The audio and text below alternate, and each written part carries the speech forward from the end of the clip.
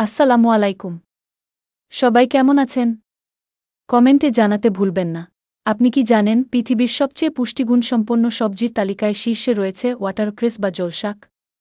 যুক্তরাষ্ট্রের রোগ নিয়ন্ত্রণ সংস্থা খিদিকি এর পুষ্টিমান বিশ্লেষণে এটি সর্বোচ্চ স্কোর অর্জন করেছে।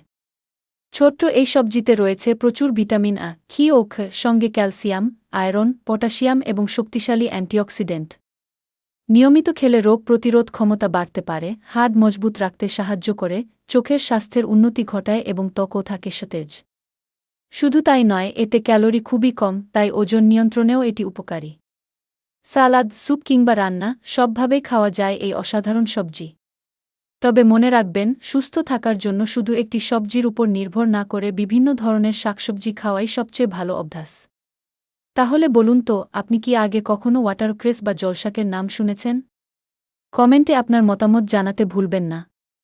আর এমন অজানা ভিডিও পেতে আমাদের চ্যানেলটি সাবস্ক্রাইব করে পাশে থাকার অনুরোধ রইল। পাশে থাকার জন্য ধন্যবাদ।